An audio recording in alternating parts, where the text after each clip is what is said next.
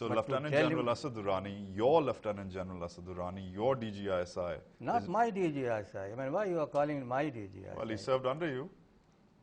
He served under me when he was serving in the army. He was, when DGISI... He was your DGMI too. No. Of course, yes. But I'm assuming you liked him. Right. If you made him your DGMI. Right. So it's the very same chap is lying. But he was picked up as a DGISI by the government. I understand that. Right. But the very same chap he was responsible to the government, not to me. But he's saying something else. He's saying right. that you told him to start all of this. This was not required of me because I had not given him any instruction. The only thing I told him that you keep a full account of it so that later on it doesn't create any problem for him.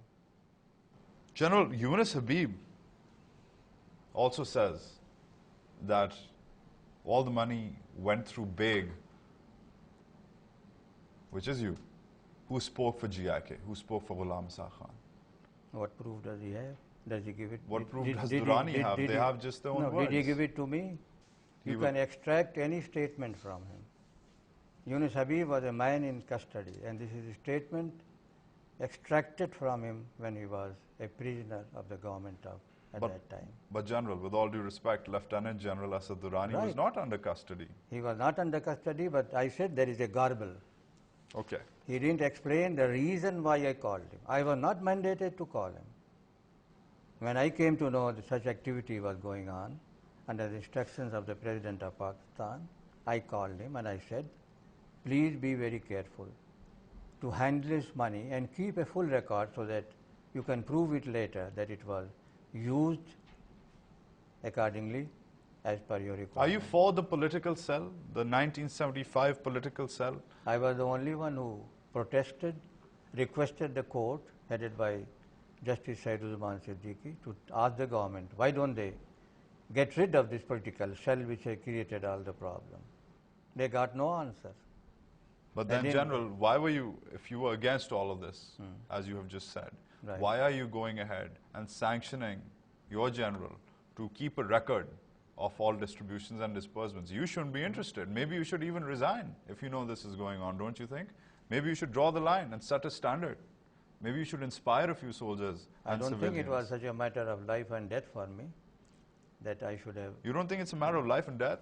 When a sitting government, according to you, a president manipulates elections, distributes millions of funds? Well, he is answerable, not me.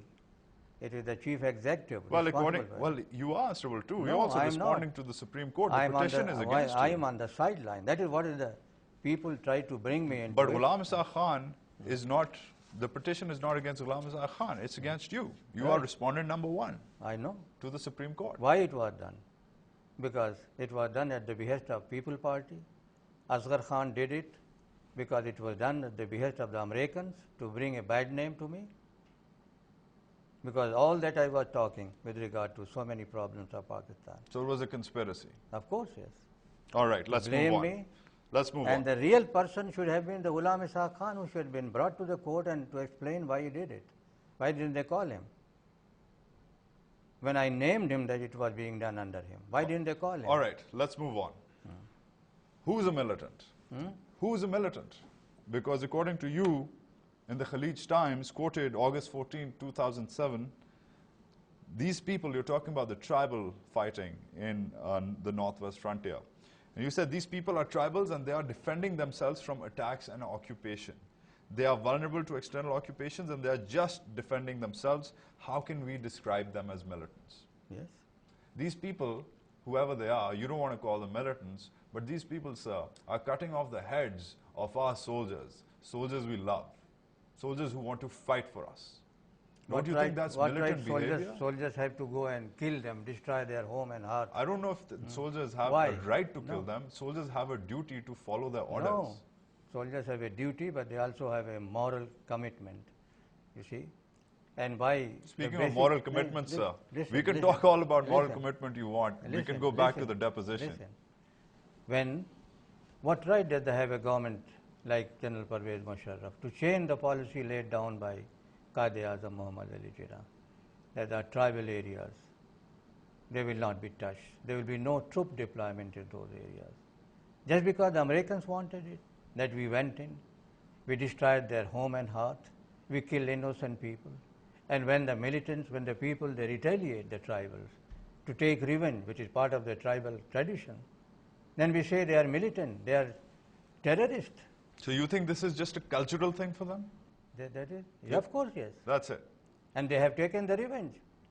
3 years back when we launched the army, we killed about 700 people. They're killing our soldiers, they're killing our people, they're taking responsibility for suicide bombings in the area. They're also targeting civilians. They said they will take the revenge. That is their tribal custom. So, just because, hold on, so just because it is in their tribal custom to take revenge, and some tribes might have him and some tribes might not have him, but you're saying just because it's in their tribal custom to take revenge, they can't be called militants. No, I won't call them militant. And this is what is happening even today. That's an absurd argument. Someone who goes around killing people and cutting off soldiers' heads can't be called militant just because he's supposed to be, it's a part of his culture. This is not an absurd argument. This is your absurd thinking that you go and kill somebody, innocent people, and then somebody comes back and retaliates. He becomes a militant. General, I'm not questioning your view. I'm not questioning your view on what the Pakistan Army should or should not be doing. No, it is that's a completely different argument. It is to be seen in that context. That's a completely different argument. It is seen in that context. I'm just concerned with your definition of who is a militant. Because according to you, someone who retaliates is not a militant. Someone who retaliates culturally is not a militant. He is not a militant. He is justified to take revenge. If you go and kill them for any reason, and if he comes and kills you in revenge, how does he become a militant? Then you are a tyrant and he is a militant, yes. If you call yourself a tyrant. Well, by the same token, don't you think America is taking revenge for 9/11? Of course, yes. So we can't call them militant either, can we? They are tyrants. But you don't want to call this guy a tyrant, the guy who's cutting off heads just because it's in his culture. Maybe it's in their culture too. General, you're defeating, your logic is twisted. No. See, you have to take the ground realities, and today, you take today's reality. From the same people, now we are begging for safe exit. Okay, let's move on. Last few questions. You've gone on the record and said that you made a decision regarding the Supreme Court's decision when they were coming to a verdict on putting Junejo back in power. You've been quoted several places that you threatened martial law if the Supreme Court reinstated Junejo back in power. True or false? Of course, yes. I said that you are putting me in a very difficult situation. I tried to do that. I said we have given a promise to the nation to go to election.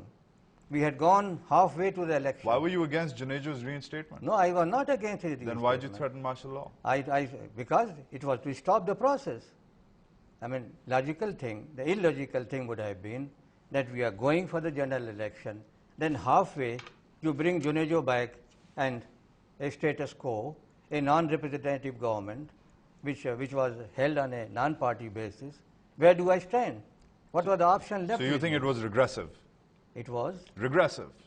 Bringing Junejo into power would have been regressive to what you wanted to do. Right. And you wanted party elections. It was to reverse the whole process of elections. So you think solving that, I preempted it. You preempted it by threatening martial law. By solving it, I would have waited. Junejo government would have come. And you would have implemented. I would have taken over as the chief marshal administrator. Well, thank God you didn't, right? But thank God you didn't. Thank God, no thank God, because I did it with my faith and conviction that it was not proper for me to take over at any stage. I must preempt it, which I did. So no regrets? No regrets about the incident? No. General Mirza Aslam Baig.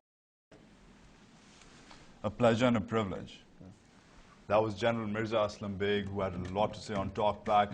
Email us at talkback@dawnnews.tv. Your views are important to us. That's it from me, Wajahat S and the rest of the TalkBack team.